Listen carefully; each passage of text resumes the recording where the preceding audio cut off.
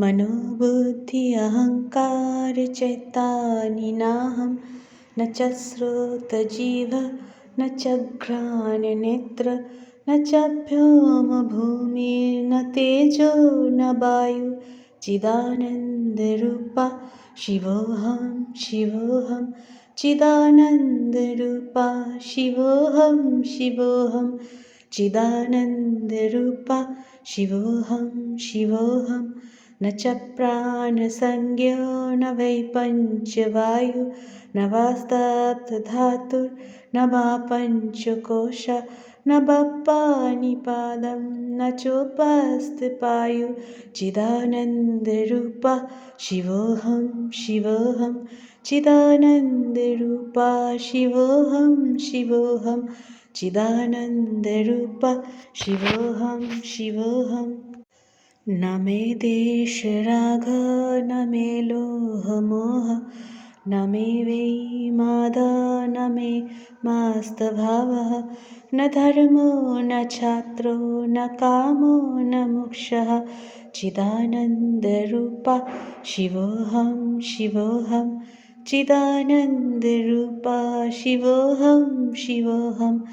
चिदानन्दरूपा शिवोऽहं शिवोऽहं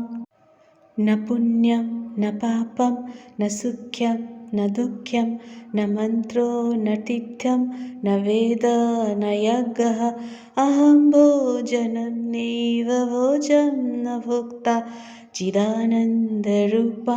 शिवोऽहं शिवोऽहं चिदानन्दरूपा शिवोऽहं शिवोऽहं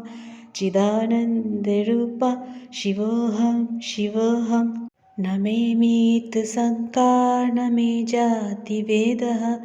पिता नैव मे नैव माता न जन्मः न बन्धुर्न मित्रं गुरुनैव शिष्यः चिदानन्दरूपा शिवोऽहं शिवोऽहं चिदानन्दरूपा शिवोऽहं शिवोऽहं चिदानन्दरूपा शिवोऽहं शिवोऽहम् अहं निर्विकल्पो निराकाररूप विभुत्पात् सर्वत्र सर्वेन्द्रियाणां न च सङ्गतं नैव मुक्तिर्न मेधः चिदानन्दरूपा शिवोऽहं शिवोऽहं चिदानन्दरूपा शिवोऽहं शिवोऽहं चिदानन्दरूपा शिवोऽहं शिवोऽहम्